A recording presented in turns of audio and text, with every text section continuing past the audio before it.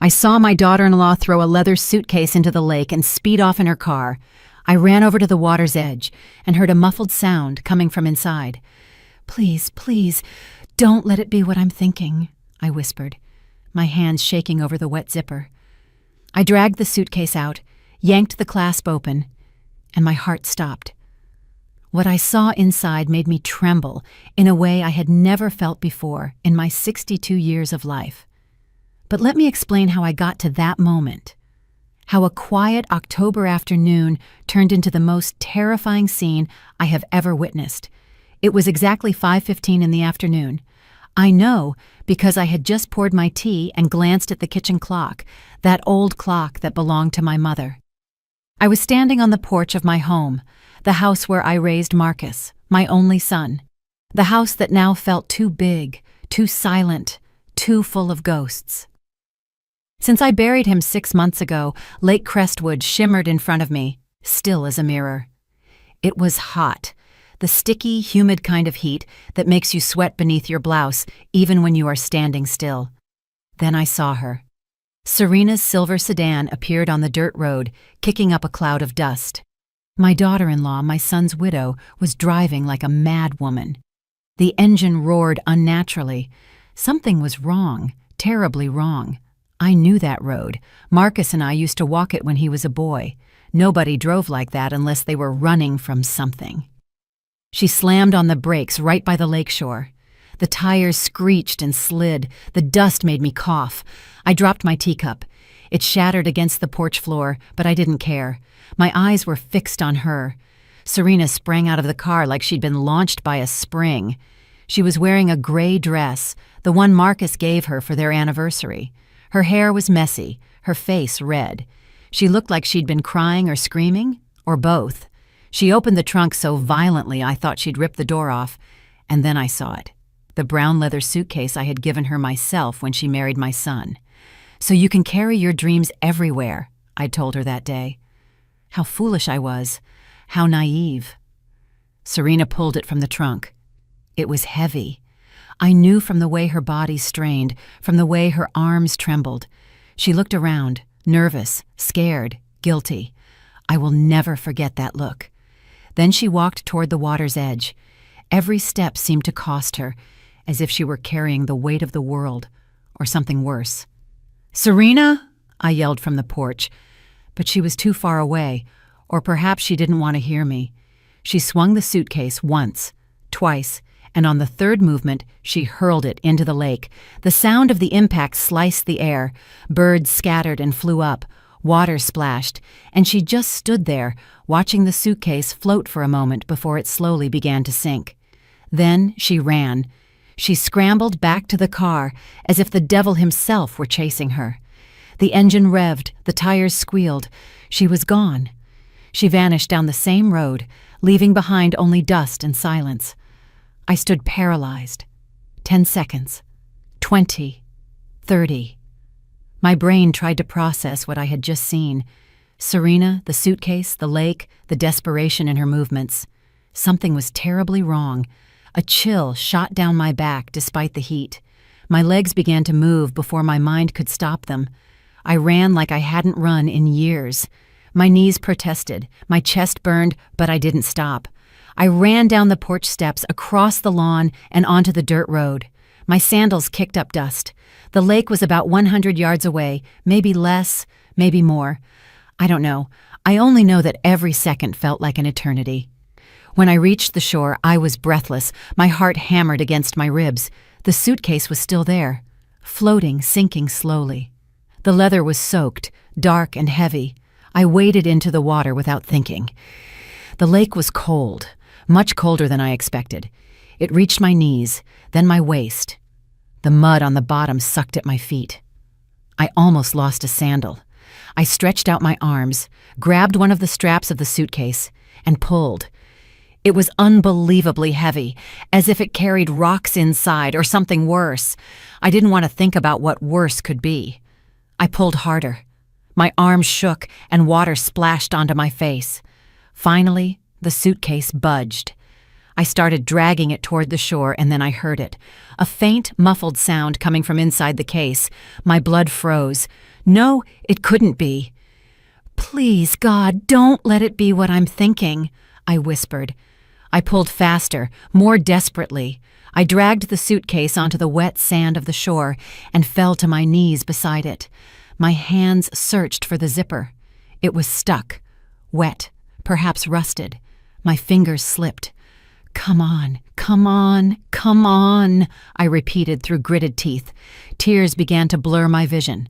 I forced the zipper once, twice. It burst open. I lifted the lid, and what I saw inside made the entire world stop. My heart completely stopped beating. Air clogged in my throat. My hands flew to my mouth to stifle a scream.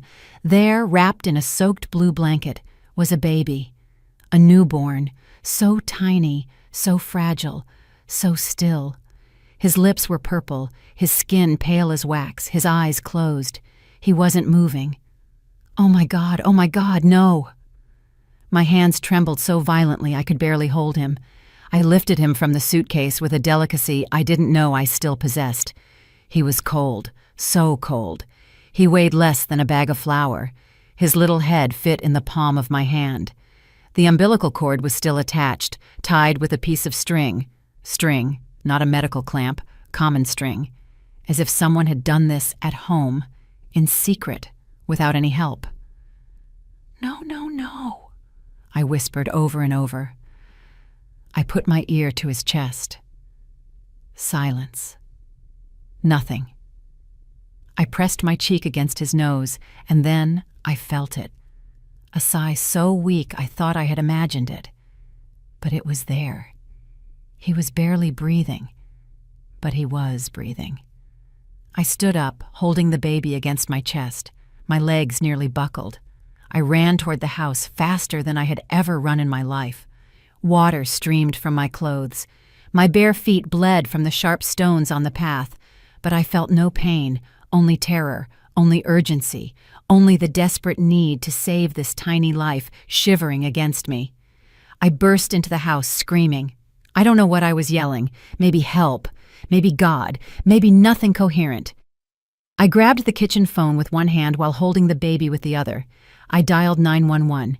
My fingers slipped on the buttons. The phone almost fell twice. 911, what is your emergency? Said a woman's voice on the other end. A baby, I cried out between sobs. I found a baby in the lake. He's not responding. He's cold. He's blue. Please, please send help. Ma'am, I need you to calm down. Tell me your address. I gave her my address, the words tumbling out.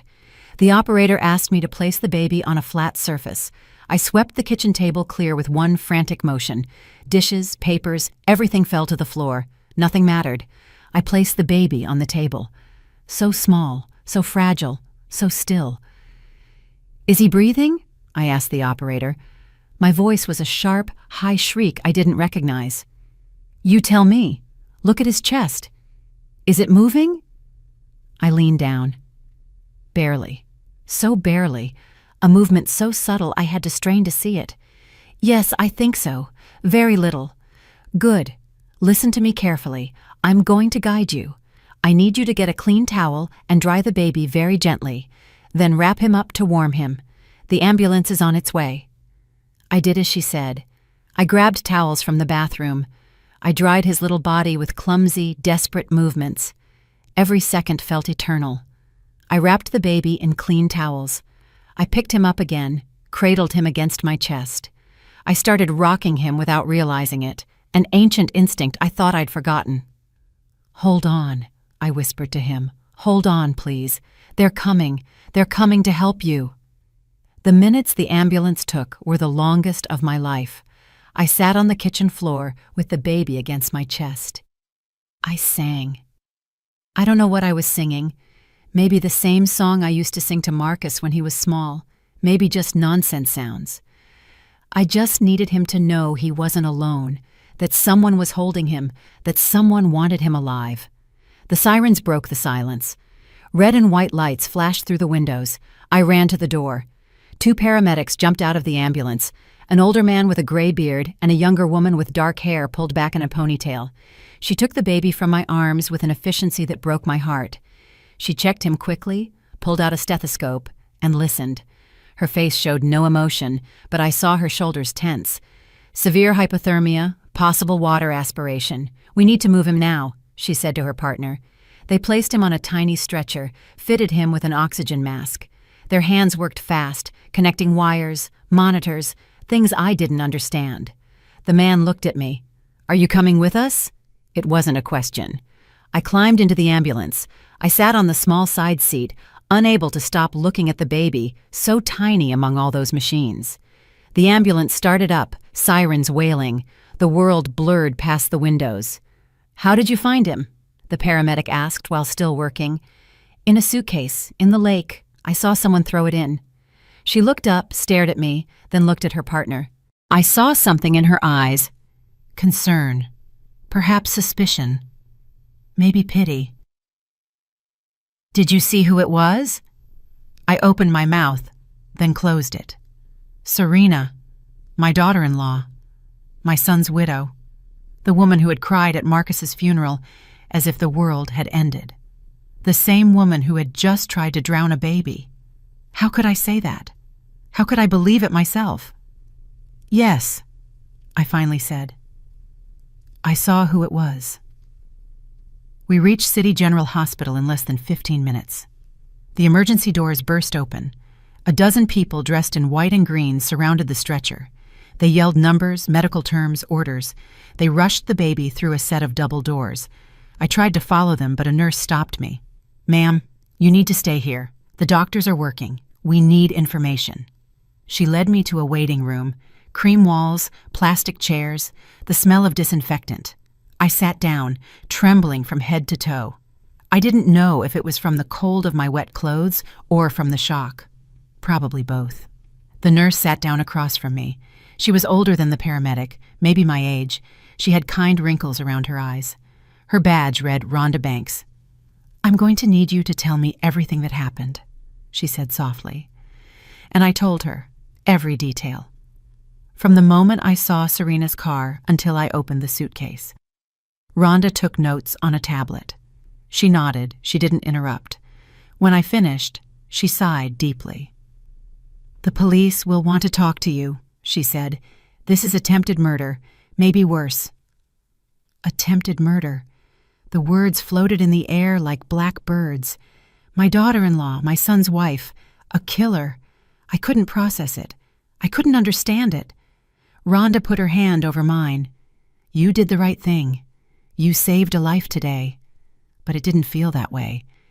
It felt like I had discovered something terrible, something I couldn't put back in the dark, something that would change everything forever. 2 hours passed before a doctor came out to speak to me. He was young, perhaps 35, with deep circles under his eyes and hands that smelled of antibacterial soap. "The baby is stable," he said. "For now. He's in the neonatal intensive care unit. He suffered severe hypothermia and aspirated water. His lungs are compromised. The next 48 hours are critical." "Is he going to live?" I asked. My voice sounded broken. "I don't know," he said with brutal honesty. "We're going to do everything we can." The police arrived half an hour later. 2 officers, a woman in her 40s with her hair in a tight bun, and a younger man taking notes. The woman introduced herself as Detective Nia Thompson.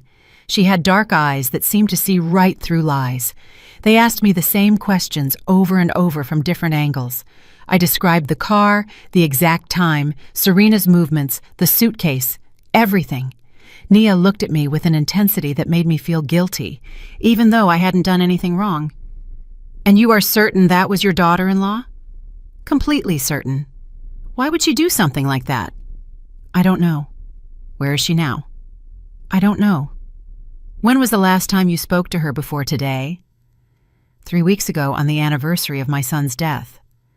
Nia wrote something down. She exchanged a look with her partner. "We are going to need you to come to the precinct to make a formal statement tomorrow. And you cannot contact Serena under any circumstances. Do you understand?" I nodded. What would I tell her anyway?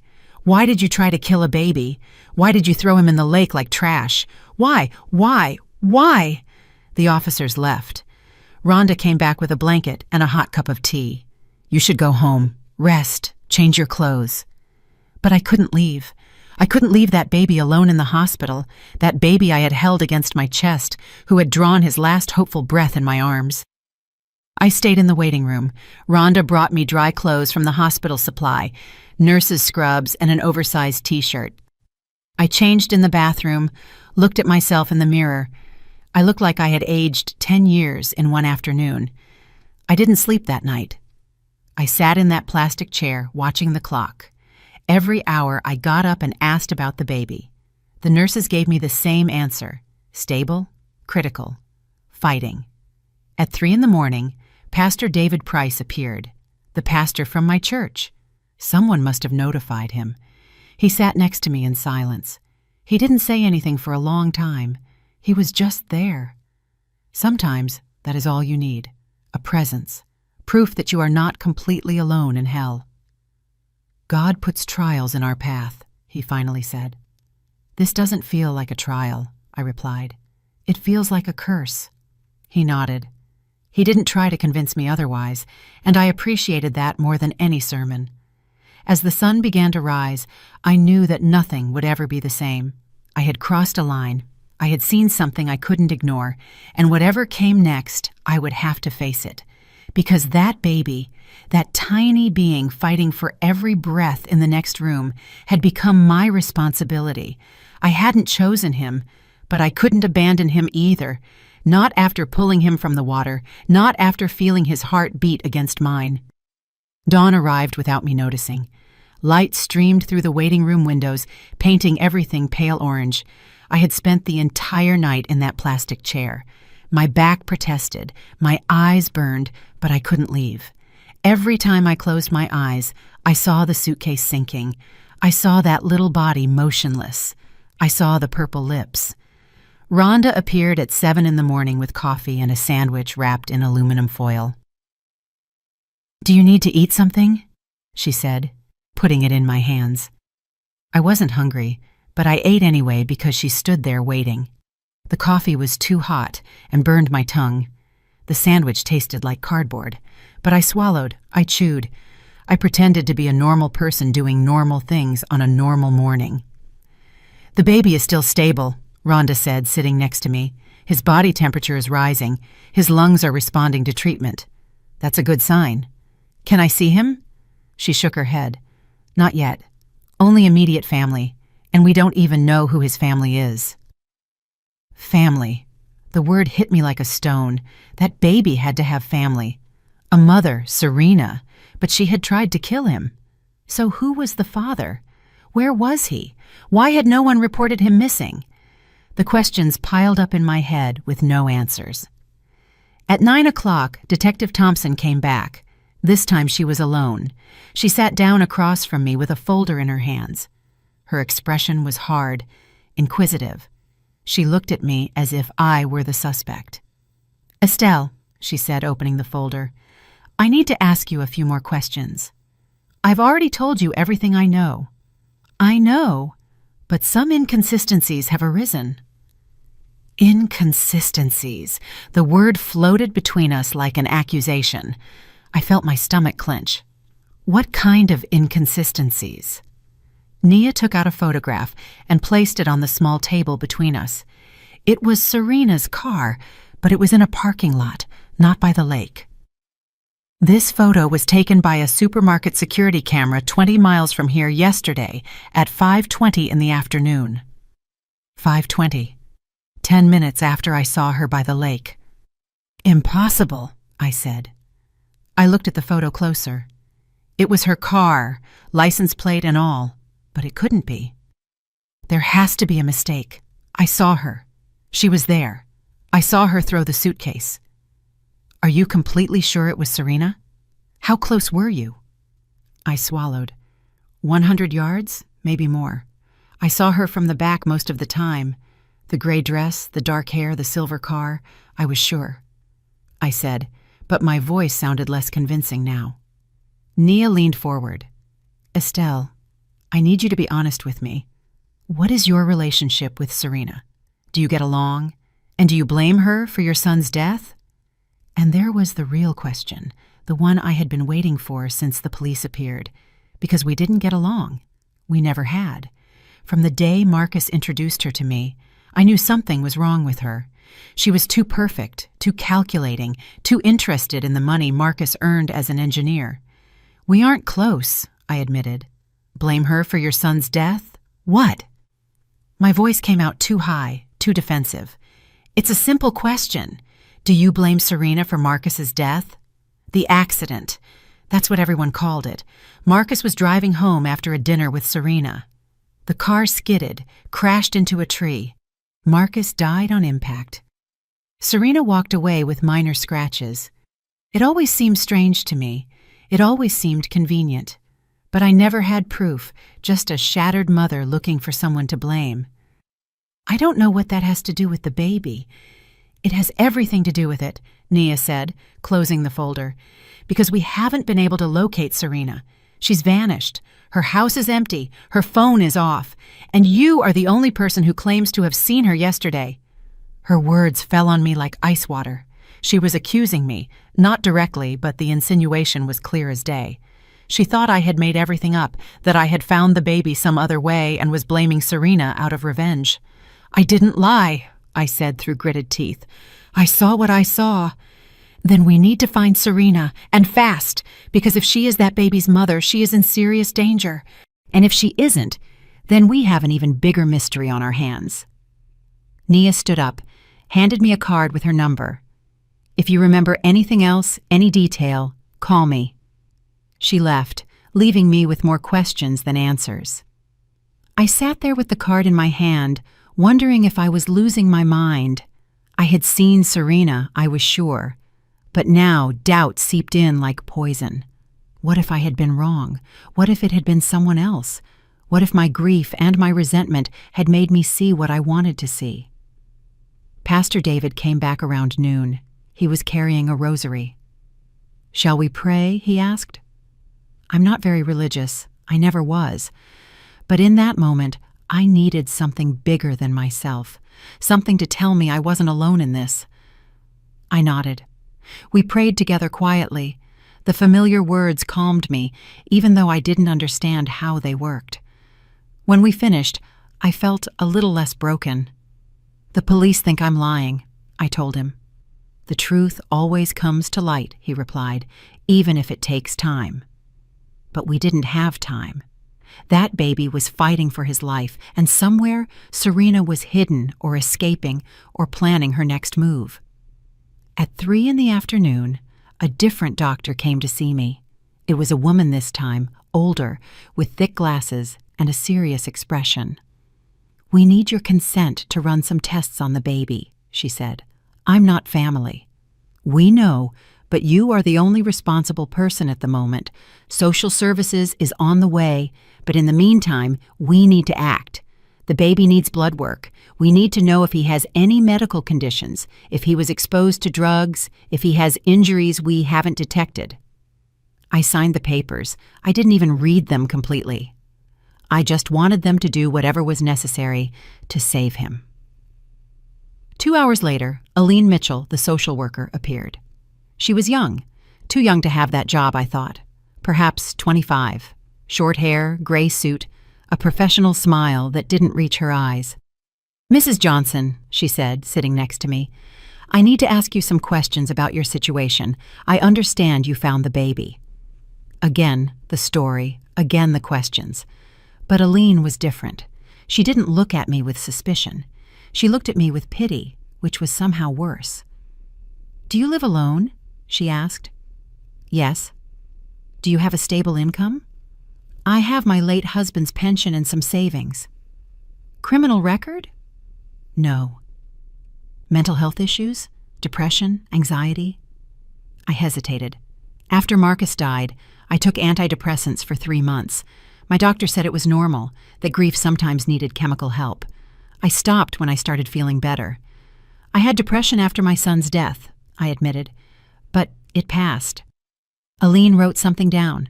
I couldn't see what. "The baby is going to need a temporary home when he leaves the hospital," she said. "If he leaves. Child Protective Services will look for certified foster families. In the meantime, he will remain in state custody." State custody. Those words broke something inside me. That baby I had held against my chest, who had breathed his first desperate breath in my arms, was going to be handed over to strangers, to a system, to people who would see him as just another case, another number. And if I wanted to? The words came out before I could stop them. What if I wanted to take care of him? Aline looked at me, surprised, then skeptical. Mrs. Johnson, you are 62 years old. You are not certified as a foster family. You have no legal relationship with the baby, and you are involved in an active criminal investigation. I didn't do anything wrong. I saved his life. I know, but the system has protocols. The best interest of the child comes first, and frankly, your age and your recent emotional situation are factors we have to consider. I felt like I'd been slapped. Too old. Too unstable, too damaged. Maybe she was right. Maybe it was crazy even to think about it. But when I closed my eyes, all I saw was that fragile little body, and I knew no one else in the world would love him the way I could. That night, I went home for the first time in 36 hours. Rhonda convinced me. She said I needed to shower, sleep in a real bed, that the baby would be fine, that they would call me if anything changed. I drove home as the sun set. The lake shimmered on my right. I stopped at the same spot where I had seen Serena, where I had dragged the suitcase out. I got out of the car, walked to the shore. The suitcase was gone. The police had taken it as evidence, but I could see exactly where it had been. I could see my own footprints in the dry mud. I stood there as darkness fell, wondering if I would ever know the truth, wondering if Serena was watching from somewhere, wondering what the hell had really happened. And then my phone rang. It was the hospital. My heart stopped. Mrs. Johnson, said Rhonda's voice, you need to come back now. I drove back to the hospital, breaking every speed limit. My hands trembled on the steering wheel. My heart pounded so loudly I could hear it over the engine noise. Rhonda hadn't given details on the phone. She had just said to come back now. Those two words were enough to fill my head with the worst possible scenarios. The baby had died. It had to be that. Why else would they call me with such urgency? He had fought for 2 days, and finally his little body had given up. I hadn't been enough. I arrived too late. I parked poorly, leaving the car diagonally across 2 spaces. I ran toward the emergency doors. Rhonda was waiting for me at the entrance. Her expression was serious, but there was something else, something I couldn't decipher. He's alive, she said immediately, as if she knew exactly what I was thinking. The baby is alive, but you need to come with me. She led me down hallways I didn't know. We went up to the 3rd floor, past the neonatal intensive care unit. We kept walking. Finally, we reached a small conference room. Inside were Detective Thompson, Aline, the social worker, and a man I didn't know. He was older, perhaps 60. He wore a dark suit and glasses. He had the face of a lawyer. Please sit down, Nia said, gesturing to a chair. I sat down. My legs felt like jelly. Everyone looked at me with an intensity that made me want to run. We received the results of the baby's DNA test, Nia said. Her words dropped like stones into still water. DNA. I didn't understand why they had done that. To look for what exactly? And? I asked, when the silence became unbearable. Nia exchanged a look with the man in the suit. He nodded. She opened a folder and pulled out several printed sheets. She placed them in front of me. The baby is a boy. He was born approximately 3 days ago, according to medical tests, and... Nia paused. He is your grandson. The world stopped. The words made no sense. I heard them, but my brain refused to process them. My grandson. Impossible. Marcus had died 6 months ago. He hadn't left behind a child, a pregnancy, nothing. That's impossible, I whispered. The results are conclusive, said the man in the suit. I am Dr. Alistair Hayes, a specialist in forensic genetics. We ran the tests twice to be sure. The baby shares approximately 25% of his DNA with you. He is definitively your biological grandson, Marcus's son. Marcus's son, my Marcus. I felt like someone had hit my chest with a hammer. Marcus had a son he never knew, a son someone had tried to drown in a lake. But how? My voice sounded distant. Marcus died 6 months ago. Serena never said anything about a pregnancy. Exactly, Naya said, leaning forward. Serena was pregnant at the time of the accident. According to our calculations, she became pregnant approximately 1 month before Marcus's death, which means she knew. The room was spinning. Serena knew she was pregnant when Marcus died. Why didn't she say anything? Why did she hide the pregnancy for 9 months? Why did she give birth in secret and then try to kill her own child? I don't understand, I said. Tears began to cloud my vision. Why would she do something like that? He's her son, Marcus's son. That's what we need to figure out, Naya said. But there's more. Estelle, I need you to listen very carefully to what I'm about to tell you now. I braced myself. I didn't know for what, but I knew what was coming would be worse. We've been investigating your son's accident, and there are inconsistencies, big inconsistencies. What kind of inconsistencies? Marcus's car was examined after the accident. The official report said it was a skid due to rain, but we asked for it to be reviewed again. They found evidence of tampering with the brakes. Someone sabotaged it. The word dropped like a bomb. Sabotage. Murder. My son hadn't died in an accident. He had been murdered. Serena, I said. It wasn't a question. She is our primary suspect, Nia admitted. But we need proof, and we need to find her. She has completely vanished. She hasn't used her phone. She hasn't touched her bank accounts. It's as if she evaporated. I got up from the chair. I needed to move. I needed air. I walked to the window. Outside, the city glowed with millions of lights. Normal life, normal people. While I was trapped in this nightmare. My son, I whispered against the glass. My baby. She killed him. No one answered. There was nothing to say. I felt a hand on my shoulder. It was Aline. There's something else you need to know, she said softly. About the baby. About his future. I turned around. Her eyes were kind but sad. Since the baby is your biological grandson, you have legal rights.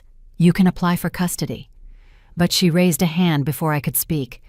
It will be a long process. There will be evaluations, home visits, psychological interviews, and in the meantime, the baby will remain in state care. No! The word came out like a roar. You are not going to take him away from me. He's all I have left of Marcus. He's my grandson, my blood. I understand, Aline said. Believe me, I do. But the system has protocols, and after everything that has happened, we need to ensure the baby is safe. He'll be safer with me than with any stranger, perhaps. But that decision is not up to me. It's up to a judge and the welfare of the child. Dr. Hayes spoke for the first time since his initial revelation. There's another factor we must consider. The baby suffered severe trauma, hypothermia, near drowning. The next few weeks will be critical for his development. He will need specialized care, therapy, constant medical follow-up. I'll do whatever it takes, I said. Whatever it takes. Nia stood up. Estelle, I need you to understand something. You are not a suspect. We believe your story, but you also can't simply keep the baby because he's your grandson. There is a legal process, and in the meantime, our priority is finding Serena. We need you to help us. How? Think. Did Serena ever mention any special place, any property, any friend or relative she might be hiding with? I closed my eyes. I thought about all the conversations I'd had with Serena during the 3 years she was married to Marcus. They had been few, superficial. She never talked about her family. Whenever I asked, she changed the subject. It was as if her life had begun the day she met Marcus. She has an aunt, I said suddenly, near the state line. Marcus mentioned her once, said Serena grew up with her. Nia wrote quickly. Name? I don't know. Marcus never said. It's a start, Nia said. We'll investigate. Everyone left except Rhonda. She stayed with me in that cold, empty conference room. Do you want to see your grandson? She asked. I nodded, unable to speak. She led me through security doors to the neonatal intensive care unit. She had me scrub my hands, put on a sterile gown. Then she guided me to an incubator in the corner. And there he was, my grandson, my Marcus's son, so small, so fragile, connected to tubes and wires, but alive, breathing, fighting. He had Marcus's dark hair, Marcus's nose, Marcus's long fingers. "Can I touch him?" I whispered. "Yes.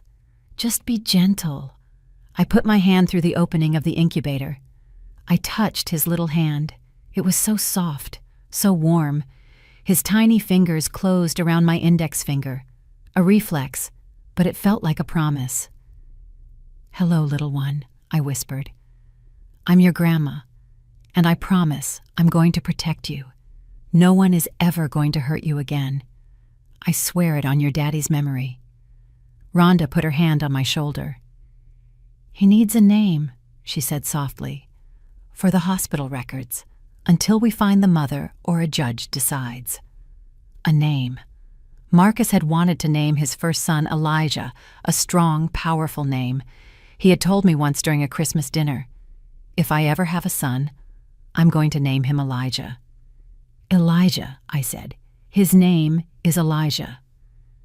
I stayed there all night, sitting next to the incubator, holding his hand, singing him the songs I used to sing to Marcus, promising him a future I didn't know if I could give him, but promising it anyway.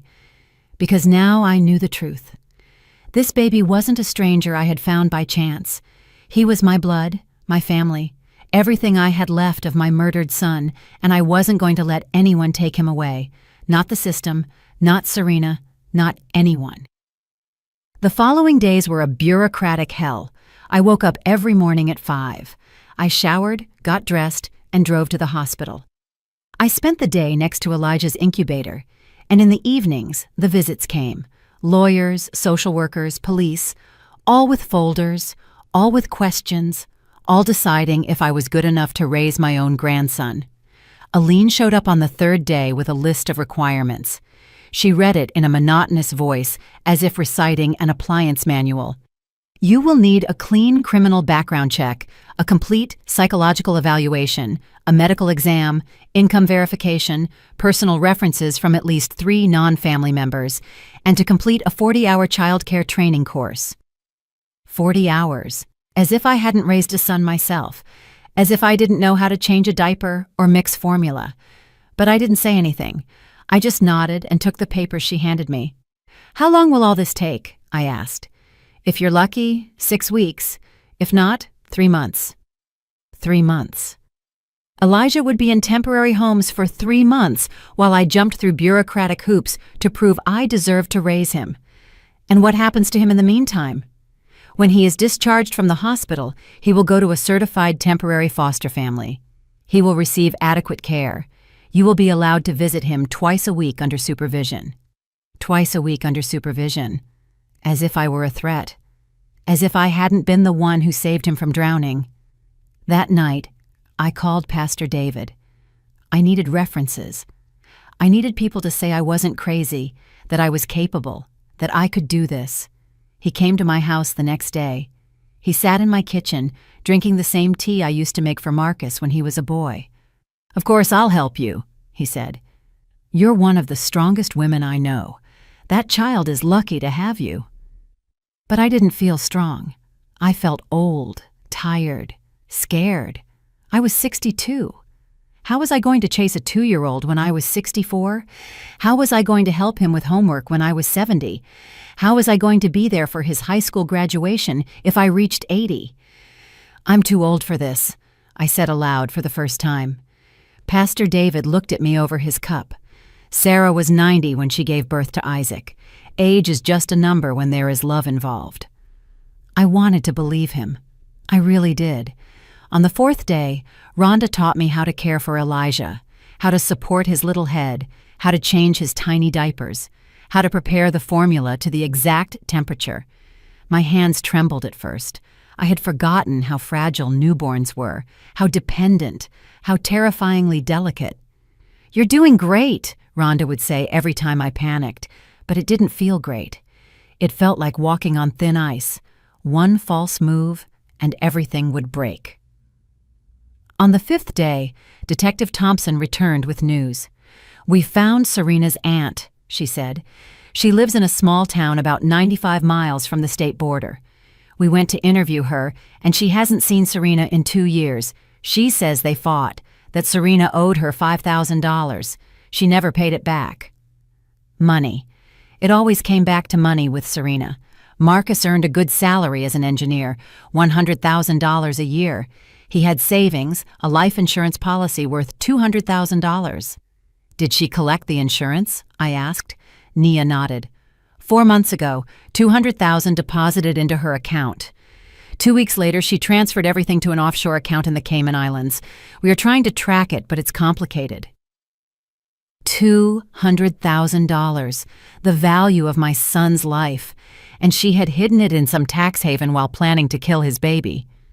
"Why?" I asked, the question that tormented me every night. "Why kill the baby? She could have given him up for adoption. She could have left him at a hospital. Why try to drown him?" Nia was quiet for a long moment. "There's a theory," she finally said.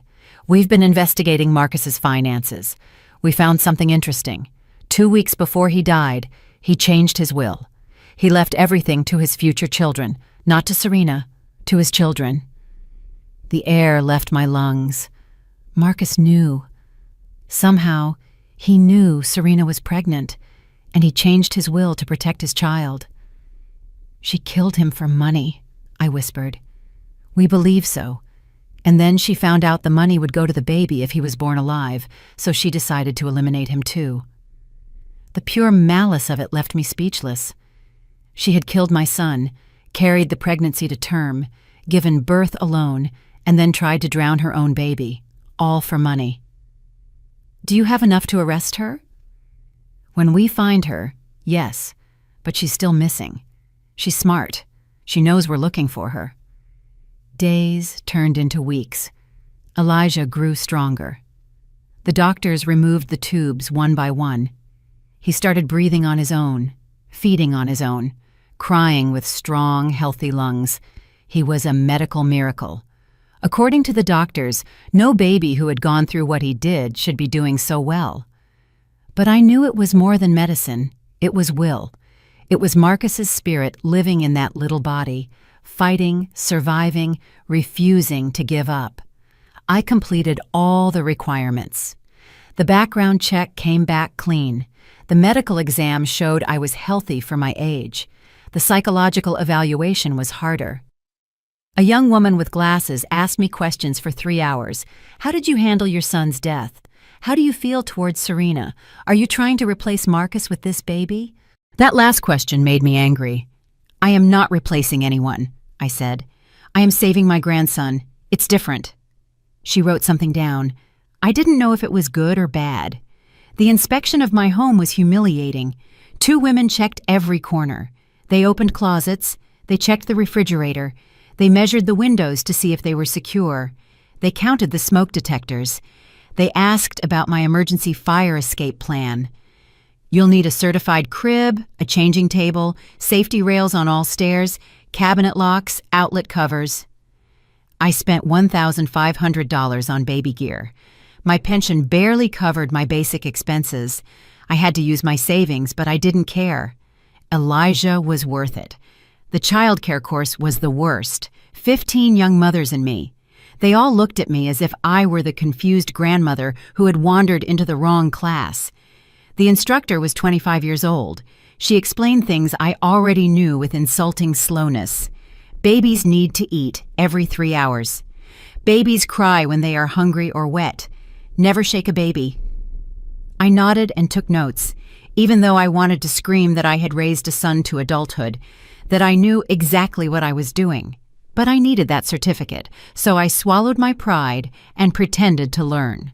6 weeks after finding Elijah in the lake, Aline appeared at the hospital with a small smile. "You completed all the requirements," she said. "The judge will review your case next week.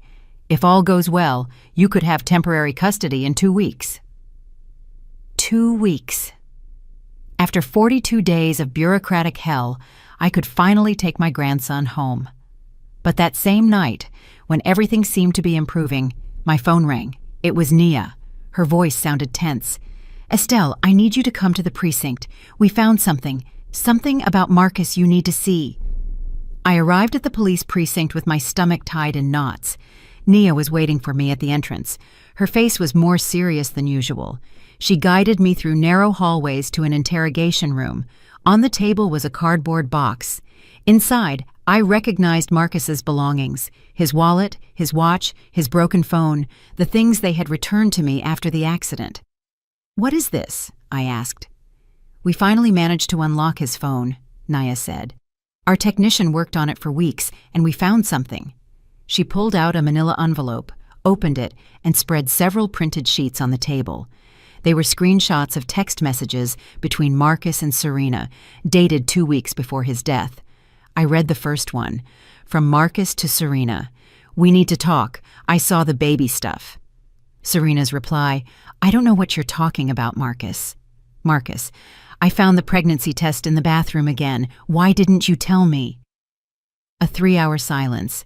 Then Serena: "I wasn't ready to tell you. I was scared." Marcus: "Scared of what? I'm your husband.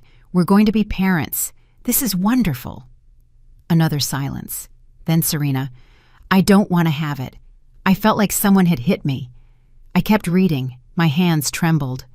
Marcus: "What do you mean you don't want to have it?" Serena: "I'm not ready.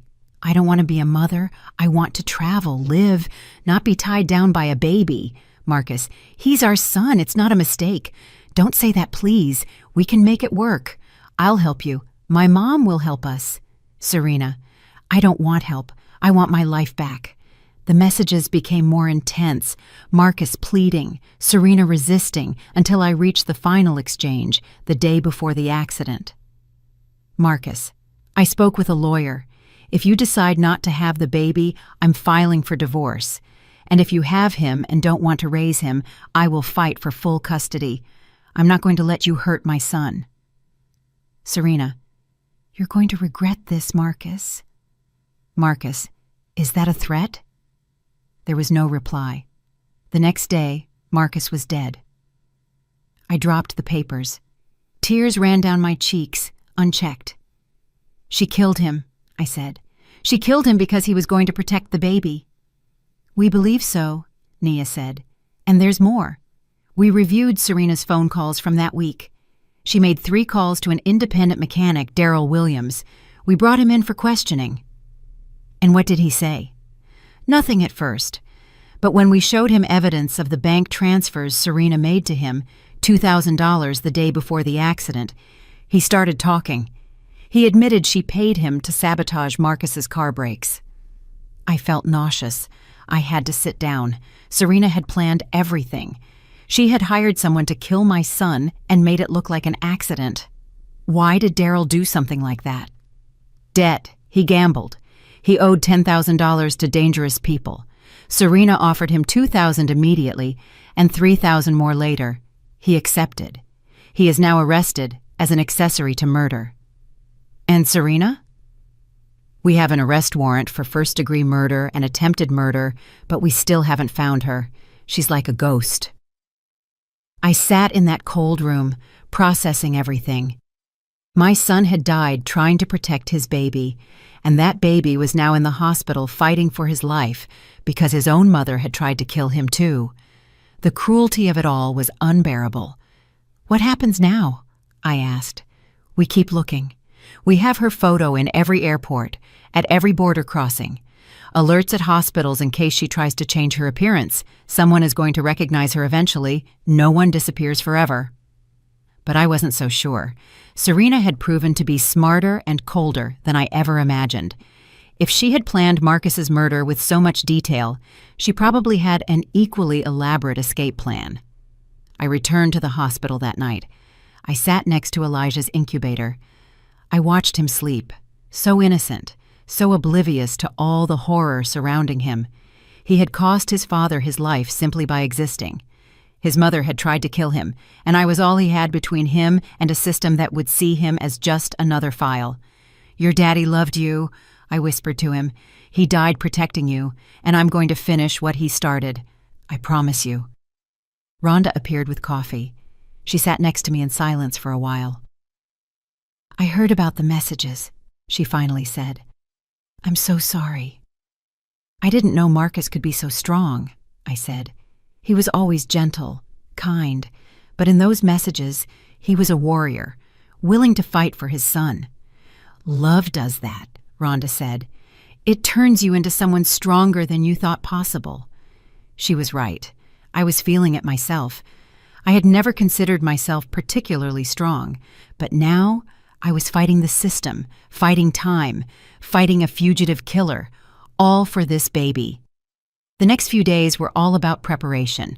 I converted Marcus's room into a room for Elijah. I removed the rock band posters, the soccer trophies, the college photos. I painted the walls a soft yellow. I installed the new crib, the changing table, the musical mobile that played lullabies. It was painful dismantling my son's sanctuary, but necessary. Marcus was gone. Elijah was alive, and he needed a space to grow. Pastor David came to bless the room. He sprinkled holy water in the corners. He prayed for Elijah's protection, for my strength, for justice for Marcus. "God has a plan," he said, "even if we don't always understand it." "What kind of plan involves killing a good man and almost drowning a baby?" I asked bitterly. "The kind of plan that turns evil into redemption. Serena wanted to destroy this family, but look at it. Marcus left a legacy. You found a new purpose. That baby survived against all odds. Evil didn't win. Love won." I wanted to believe him. Some days I could. Other days I only saw darkness. The hearing with the judge was scheduled for a Tuesday. I dressed in my best suit, the one I wore to Marcus's funeral. Aline accompanied me. We entered a small courtroom. The judge was a woman in her 50s, gray hair pulled back, a severe but not cruel expression. She reviewed all my papers, the certificates, the references, the evaluations, the home inspection report. She read every page with painful attention. Finally, she looked up. "Mrs. Johnson," she said, "I have reviewed your case carefully. It is very unusual, a 62-year-old woman requesting custody of a newborn. But it is also unusual for a grandmother to save her grandson from drowning. My heart was pounding so hard, I was sure everyone could hear it.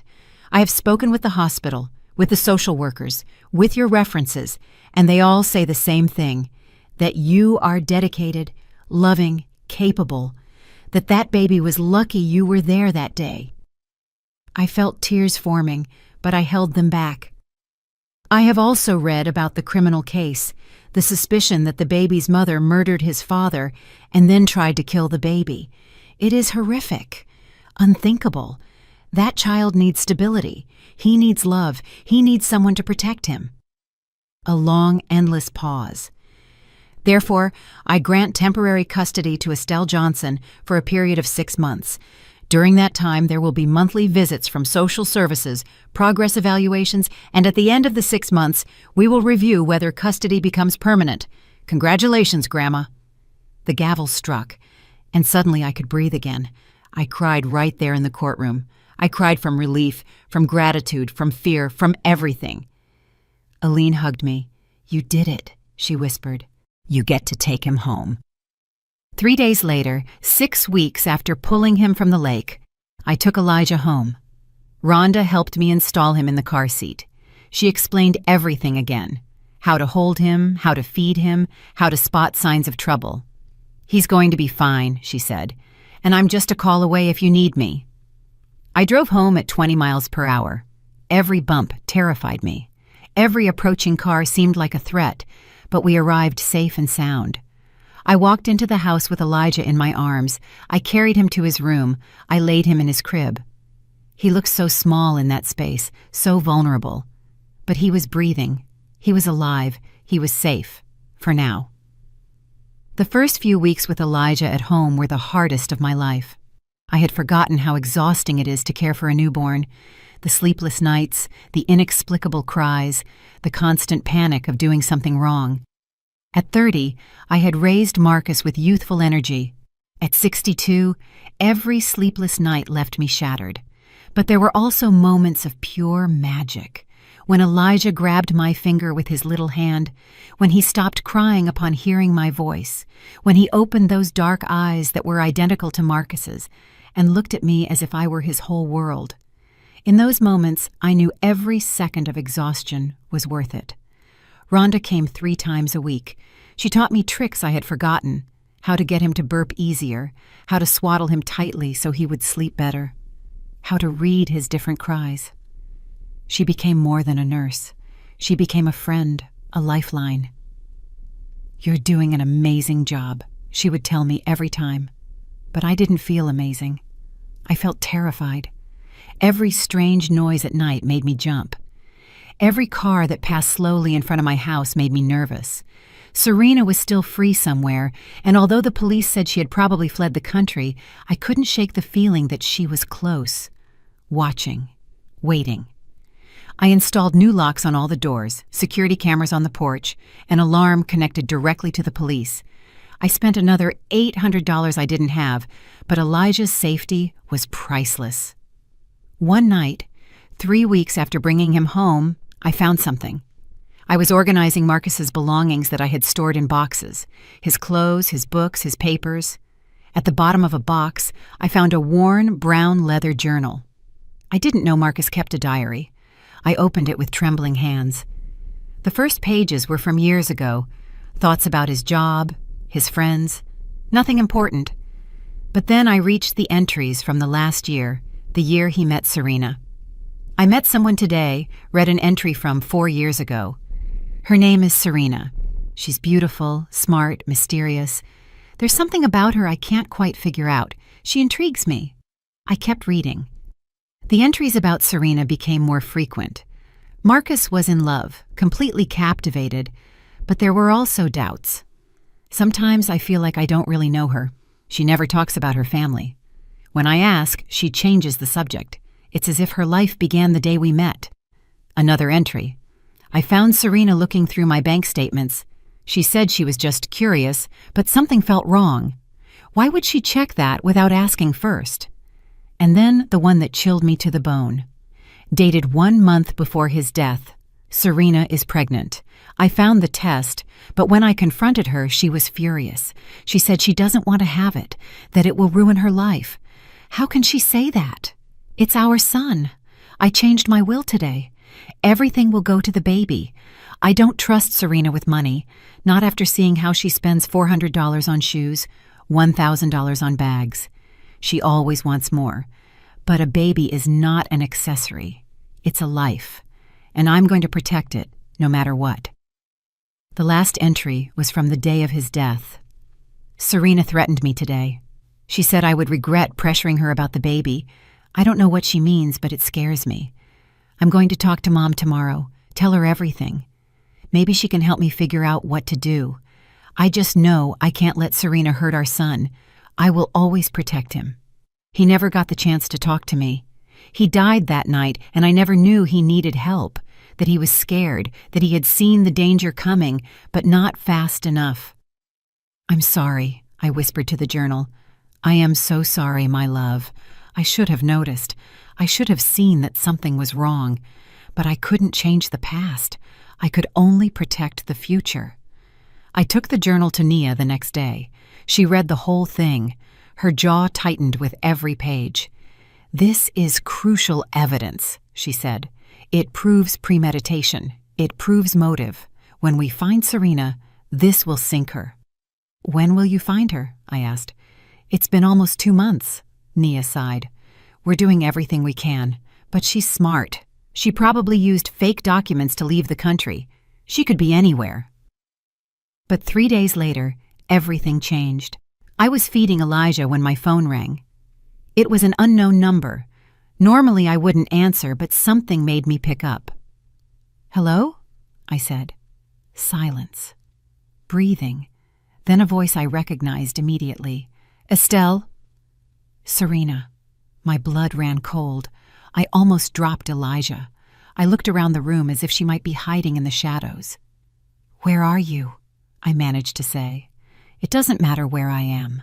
What matters is that I have something you want, and you have something I want. You have nothing I want. I have the truth, she said, about what really happened with Marcus, about why I did what I did. I bet you want to know. I already know the truth. I read Marcus's diary. I know you killed him for money. I know you're a monster. A cold, humorless laugh. A monster. How dramatic. You don't know anything, Estelle. Marcus wasn't the saint you think he was. Don't you dare, I roared. Don't you dare speak ill of my son. Okay, you're going to call the police. Go ahead. By the time I hang up this call, I'll be gone. I use disposable phones. I'm not stupid. My mind raced. I had to keep her talking. I had to record this somehow. I put the phone on speaker. I grabbed my cell phone with my free hand. I started recording. What do you want, Serena? I want my son. Your son? You tried to drown him. It was a mistake. A moment of madness. I was scared, confused. I had just given birth alone. I didn't know what I was doing. But I'm better now. I want my baby back. Over my dead body. That can be arranged, she said with chilling calmness. Listen to me closely. I want Elijah, and I want the money from Marcus's will, the $200,000 from the insurance, plus everything Marcus left in the trust for the baby. That's another $300,000, $500,000 total. All that Marcus had worked for, all that he had saved, all destined for his son. And if I refuse, then I'll come for him. I am his biological mother. Legally, I have more rights than you. And when they finally catch me, I'm going to say that you stole my baby, that you threatened me, that you made up the whole story about the lake to keep him, my word against yours. And I'm much younger, more credible, more sympathetic. I felt nauseous, but I kept recording. How do I know you won't kill us both and keep everything anyway? You don't. But it's your only option. Bring the baby and the money to the old warehouse by the lake. You know the one? Where Marcus and you used to fish. Tomorrow at midnight. Alone. If I see cops, I disappear, and you never see me again, and eventually I'll find a way to take Elijah from you anyway. Serena, wait!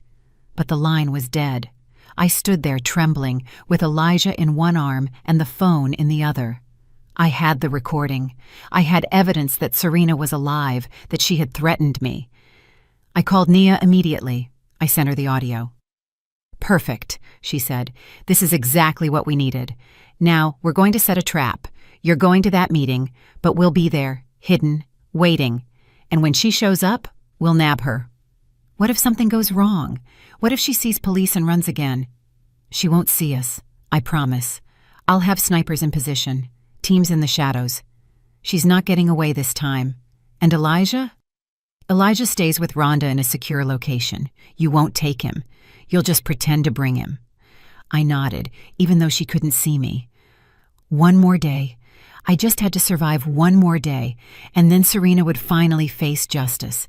For Marcus, for Elijah, for all the pain she had caused. I didn't sleep that night. I stayed awake watching Elijah sleep, memorizing every detail of his face just in case something went wrong, in case I never saw him again. Your daddy loved you, I whispered to him, and I love you, and tomorrow we're going to make sure you are safe forever. The next day passed in slow motion.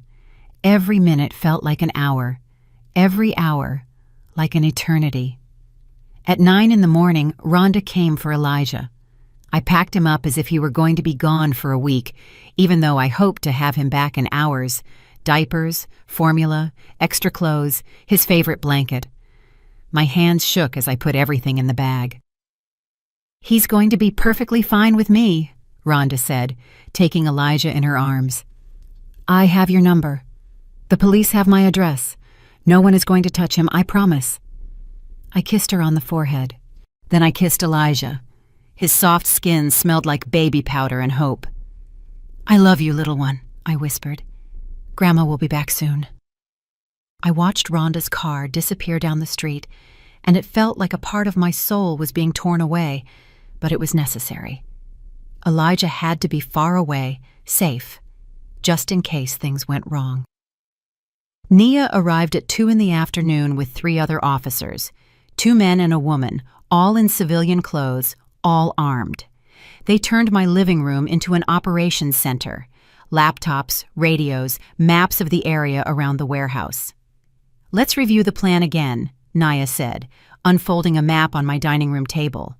"The warehouse is here, abandoned for 5 years. It has 3 entrances, main, side, and rear. We'll have teams covering all 3. You enter through the main entrance at midnight exactly." She pointed to spots on the map with a red marker. "Snipers here and here on the roofs of the adjacent buildings. They will have a clear view of the interior through the broken windows. Assault teams here, in the rear, ready to enter the moment we have visual confirmation of Serena." "And what exactly do I do?" I asked. My voice sounded calmer than I felt.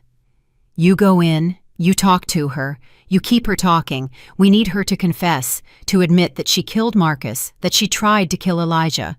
You will be wearing a hidden microphone. We'll record everything."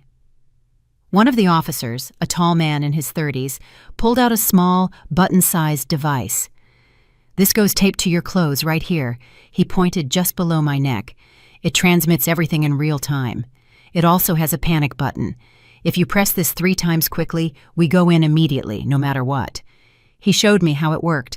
I practiced pressing it, 3 quick taps. My life would depend on remembering that. "What if she asks me to show her the baby?" "Tell her he's in the car. Tell her you want to talk first, that you want to understand why she did what she did. Appeal to her ego. People like Serena love talking about themselves. Let her brag about how smart she was." We spent the next few hours going over every detail, every possible scenario.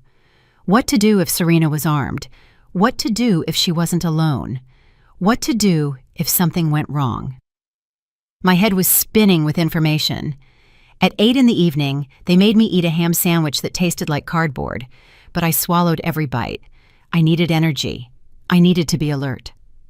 At 10, they put the microphone on me. They tested the audio over and over, making me say phrases, count to 10, scream, whisper, making sure everything worked perfectly. "Remember," Nia said, looking me straight in the eyes, "you are not alone in there. I will be listening to every word. The team will be yards away.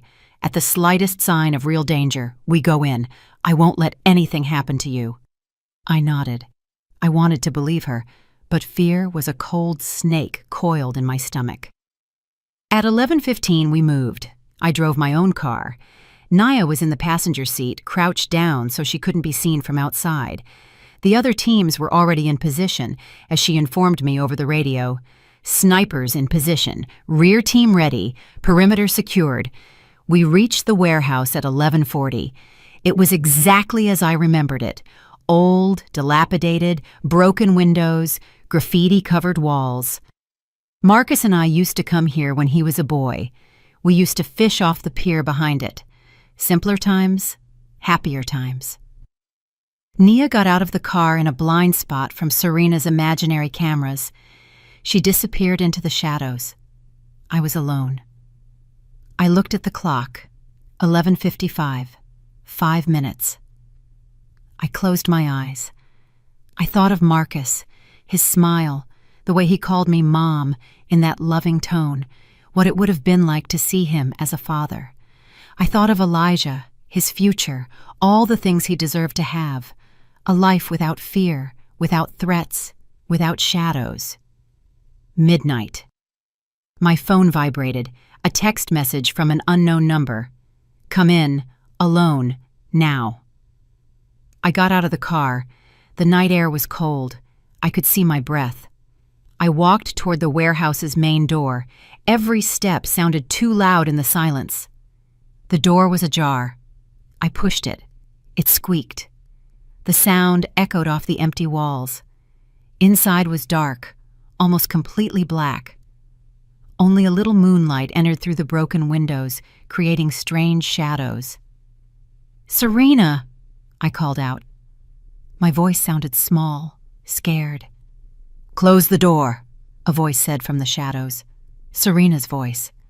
I closed the door. My eyes slowly adjusted to the darkness. And then I saw her, standing in the center of the warehouse. She was wearing dark clothes, black jeans, a hooded sweatshirt. She looked different, thinner, her hair cut short, dyed blonde, but it was her. "You came," she said. She sounded almost surprised. "You said you wanted to talk." I said I wanted my son and the money. Where are they? "I want answers first. I want to know why. Why did you kill Marcus? Why did you try to kill Elijah?" She laughed, that same cold sound I had heard on the phone. "Why do you think, Estelle? For money. It was always for money. Marcus loved you. He gave you everything." Marcus was a romantic idiot. He talked about love and family and the future. I wanted freedom. I wanted to travel, live, not be tied down to a house and a crying baby. Then why did you marry him? Because he was an engineer? He earned well, he had savings, he had life insurance. It was an investment. I was going to wait 5 years, divorce him, take half of everything. But then I got pregnant, and it ruined my plan. Her words were venom. Everyone burned me. "You told him you didn't want the baby." Of course I didn't want him, but Marcus became impossible. He changed his will, everything to the baby. So I had to adapt. If Marcus died while I was pregnant, I'd collect the insurance, but the baby would inherit the rest. So the solution was simple. Kill Marcus, have the baby, kill him too, keep everything. She was confessing everything, every word recorded, transmitted. The police were listening, but I needed more. "You hired Daryl to sabotage the brakes. $2,000. Cheap considering they gave me $200,000 from the insurance. Best investment of my life. And the baby, your own son? He was just an obstacle, nothing more. I gave birth alone in a cabin I rented with cash. No one knew I was pregnant. I wore baggy clothes. I avoided people. When he was born, I thought about simply leaving him somewhere, but then I remembered the lake where you and Marcus went. It seemed poetic to end everything where his little family tradition began. I felt nauseous. I felt rage. I felt all the hatred in the world concentrated on this woman standing in front of me. "But you failed. I saved him." "Yes, that was annoying, but it doesn't matter because now I'm going to finish the job. Where is Elijah, Estelle?" "I'm not giving him to you." It wasn't a question. And then I saw the gun. She pulled it from her sweatshirt, small, black, pointing directly at my chest. "Last chance. Where is my son?" I pressed the panic button. Once, twice, 3 times. "You're never going to touch him," I said. Her finger moved toward the trigger. Everything seemed to move in slow motion. I saw the flash. I heard the shot. I felt something hit my shoulder, hot, burning. I fell backward, and then the warehouse exploded into movement. Doors burst open, blinding lights, voices screaming, "Police! Drop the weapon! Now!" I saw Serena turn. She saw the guns pointing at her. She saw that she was surrounded. She saw that she had lost. And for a second, I thought she was going to shoot again. I thought she was going to force them to kill her, but she lowered the weapon. Slowly, she let it drop to the floor. She raised her hands. 3 officers tackled her, pinned her face down, put her in handcuffs. She was shouting curses, threats, but it didn't matter. She was arrested. She was finished. Naya ran toward me, knelt down by my side. "Estelle, stay with me." "I'm fine," I managed to say, even though the pain in my shoulder was unbearable. "You caught her. Tell me you caught her." "We have her. She's done for. Now hold still. The ambulance is on its way." I closed my eyes. It was enough. It was finally over. I woke up in the hospital again, but this time it was different. This time, what I felt wasn't despair, but relief. Peace. My shoulder hurt where the bullet had torn through muscle, but no bone. "Luck," the doctor said.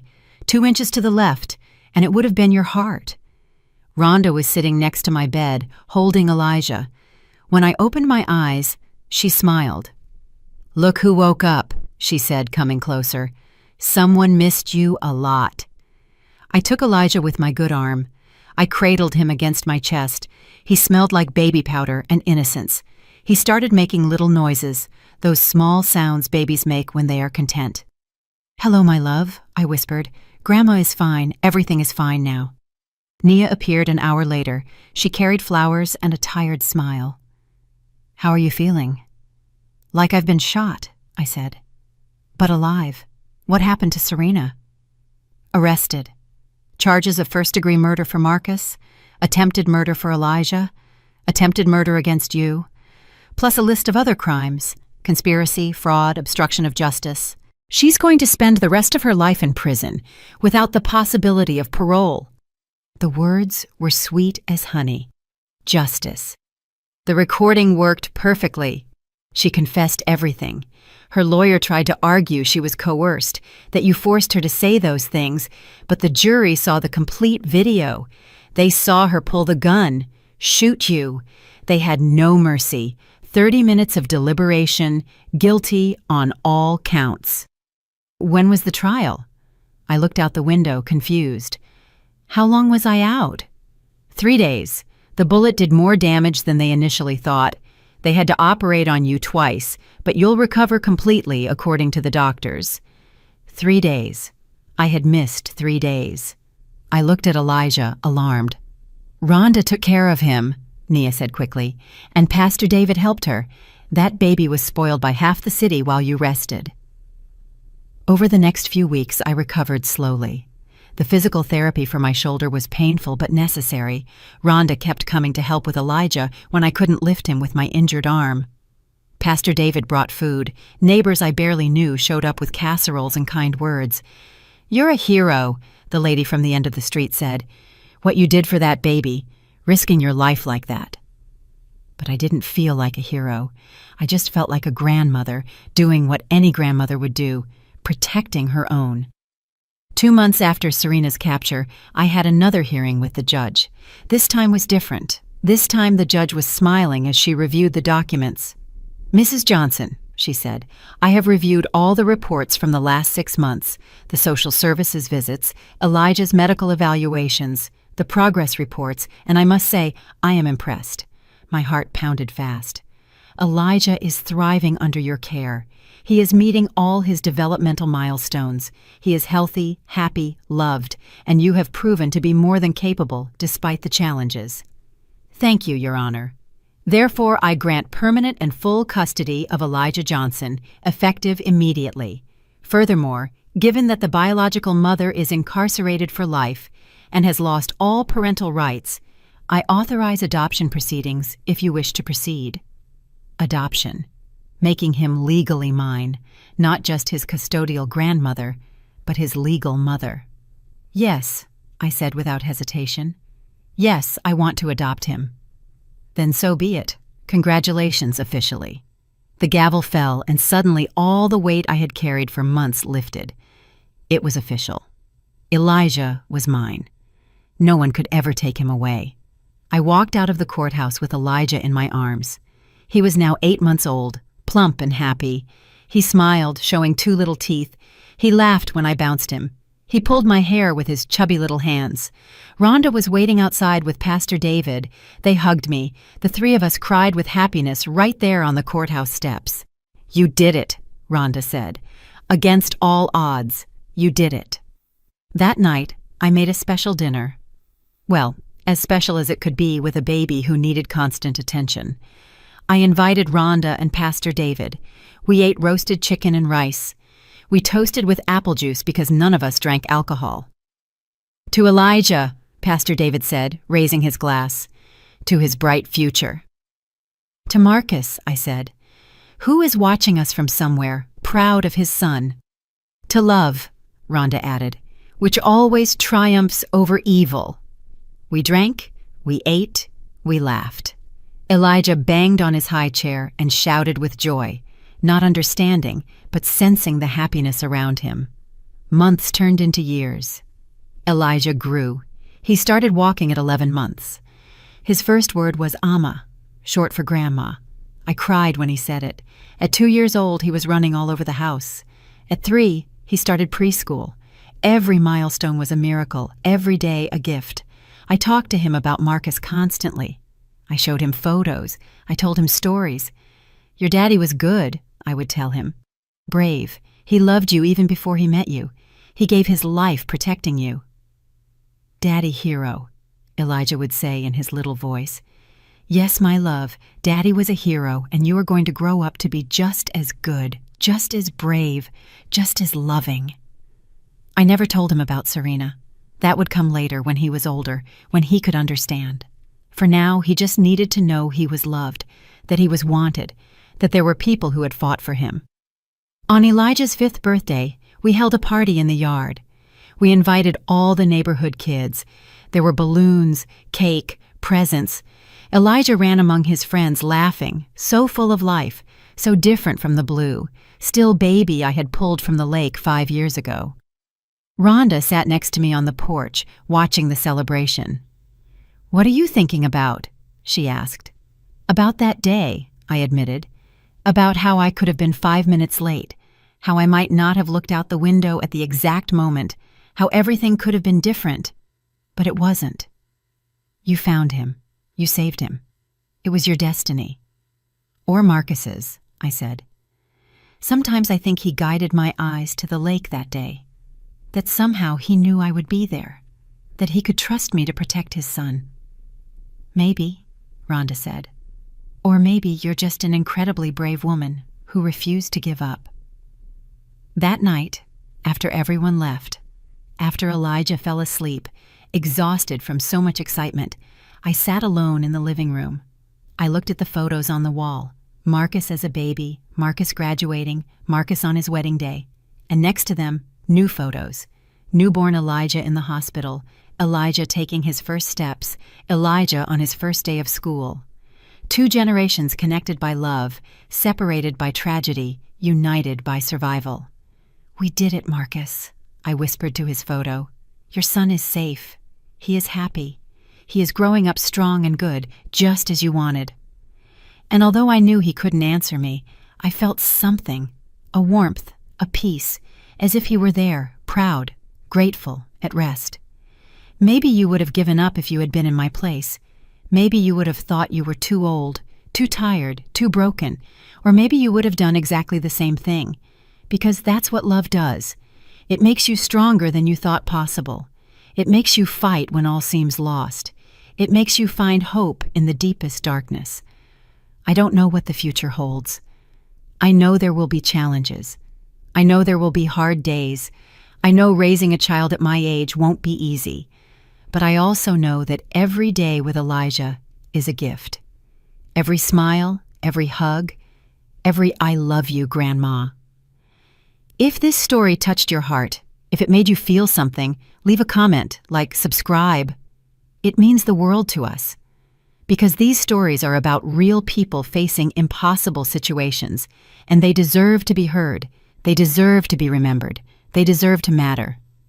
And to you, Elijah, if you ever read this when you are older, I want you to know that you were loved before you were born, that your father died protecting you, that I would have done anything to save you, and that every second of these years with you has been worth every sacrifice.